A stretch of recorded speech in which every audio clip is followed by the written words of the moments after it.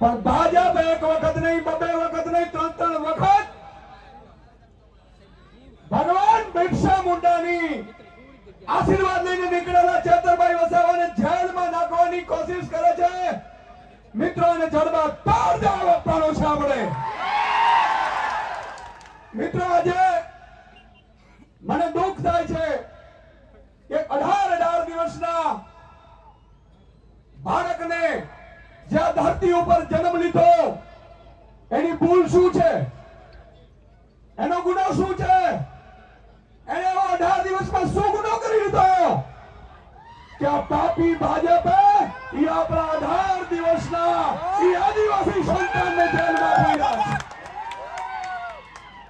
મિત્રો. ધરતી ઉપર હજી જન્મ લીધું છે, હજી તો એ દાડો પણ નથી નાખ્યો અને આ ભ્રષ્ટ તાનાશાહી ભાજપે આ 18 દિવસના સંતાનને જેલમાં પૂર્યો છે. હાથ ઊંચા કરીને જવાબ આપો બોલાનો ચલ. જો બદલો લેવો જોઈએ કે ના લેવો જોઈએ? લેવો જોઈએ કે ના લેવો જોઈએ?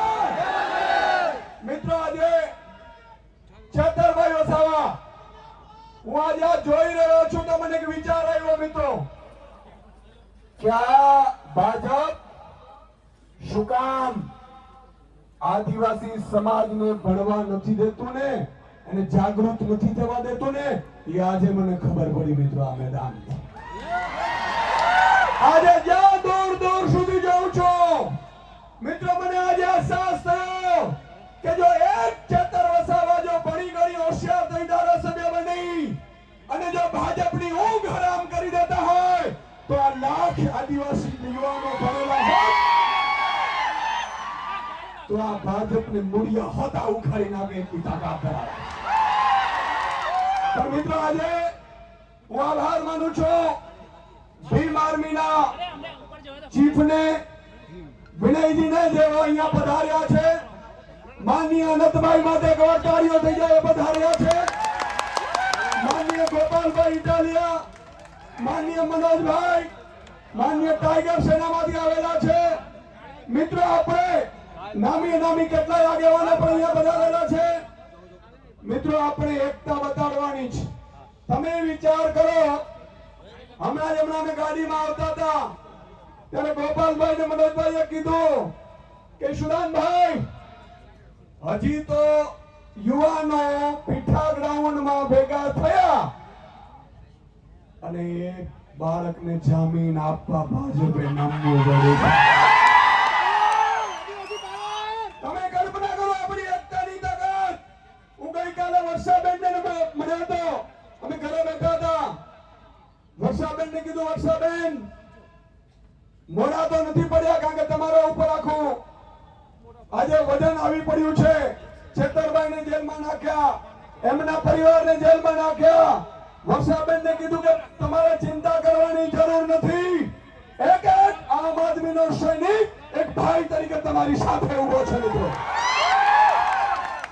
મિત્રો આજે બેનને ઢીલા નથી પડવા દેવાના અને તમારો સમર્થન બતાવે છે કે આજે આ 18 દિવસનું બાળક ભલે આજે જેલમાંથી બહાર આવી જશે પણ મને ખાતરી છે કે ઈ આ ધરતી ઉપર બીજો ચેતર વસાવા પેદા થઈ જશે.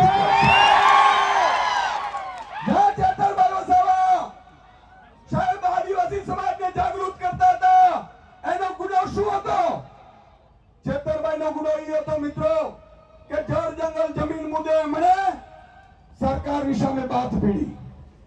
આદિવાસી સમાજના દાખલાઓ સામે જે રીતે ગડબડ ચાલતી હતી એ મામલે અવાજ ઉઠાવ્યો, શિષ્યવૃત્તિના મુદ્દા ઉઠાવ્યા. અને મિત્રો અનંતભાઈ અને ચેતરભાઈને મને ખબર છે આ લોકો ઉપર શું કામ પ્રહાર કરે છે ખબર છે? આજે હું ખુલાસો કરવા જઈ રહ્યો છું. બધા લોકો રેકોર્ડિંગ કરી લેજો મિત્રો. આ ખૂબ અગત્યનો ખુલાસો છે કે ચેતરભાઈ વસાવા જ્યાં સુધી આ ધરતી ઉપર આદિવાસી સમાજ સાથે છે ત્યાં સુધી કોઈ મોટી કંપનીઓની તાકાત નથી કે ભાજપ જંગલની જમીનો પડાવી શકે. એટલા માટે ચેતરભાઈનો કાંટો કાઢી નાખવા માટે સરકાર ઉપસ્થિત થઈ છે મિત્રો. એને ખબર છે મોટી મોટી કંપનીઓ જેમ તમે જુઓ છત્તીસગઢમાં મોટી મોટી કંપનીઓ આવી ગઈ જંગલોમાં. મિત્રો આ લોકોને ખબર પડી ગઈ કે ચેતરભાઈ જ્યાં જાય છે ત્યાં 10-10, 20-20 હજાર આદિવાસી યુવાનો ભેગા થઈ જાય છે. ચેતરભાઈ કહે છે એ વાત માને છે અને એટલા માટે જ મોટી મોટી કંપનીઓને જો લાવવી હોય, જંગલો ઉપર પોલીસ ઉતારીને તમને ભગાડવા હોય તો તમારી એકતાને તોડવી પડે.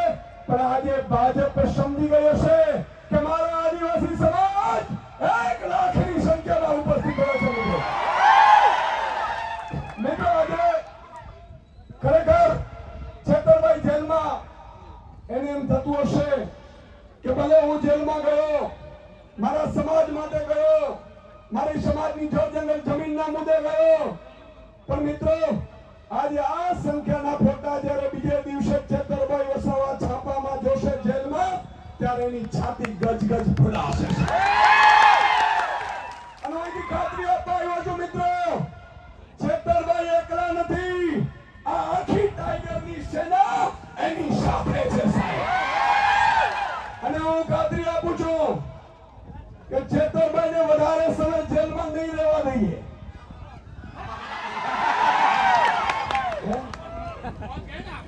ચેતરભાઈને વધારે સમય જેલમાં નહીં રહેવા દઈએ.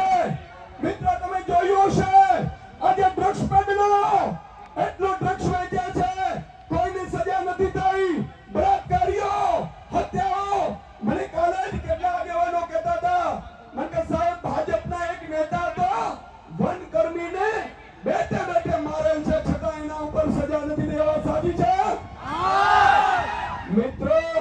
કારણ કે ચેતર વસાવા તમારો અવાજ બને છે, તમારી સાથે ઉભો રહે છે, એટલા માટે એને દબાવવામાં આવે છે.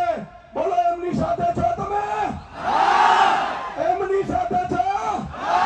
તો આટલે હું ખાતરી આપું છું કે છેક સુધી સુદાનભાઈ ગઢવી હોય, ગોપાલ ઇટાલિયા હોય, યુવરાજસિંહ હોય, મનોજ સોરઠિયા હોય કે આ ટીમ હોય, છેલ્લા શ્વાસ સુધી અમે તમારી સાથે છીએ સાહેબ. અને વધારે સમય જેલમાં નહીં રહેવા દઈએ. આમ આદમી પાર્ટીની 8 લોકોની મોટી વકીલોની ટીમો સુપ્રીમ કોર્ટ, હાઈકોર્ટ તમામ સ્તરે ગોઠવાઈ ગઈ છે. પણ તમારે એકતા રાખવાની છે. મેં કાલે સાંભળ્યું આદિવાસી સમાજમાં ભાગલા પાડવા માટે કેટલાક ભાજપના નેતાઓએ ષડયંત્ર રચ્યું છે. બરોબર કે નહીં? એવું કહે છે કે આ લોકો ફસાવે છે. હવે એમને સજા તો અપાવડાવી દીધી, પણ હવે જીક જીલાતી નથી આ દ્રશ્ય જોઈને મિત્રો. અને એટલા માટે આજે આદિવાસી સમાજ એકતા બતાવી છે. છેલ્લે એક નારો બોલાવીશું જોરદાર.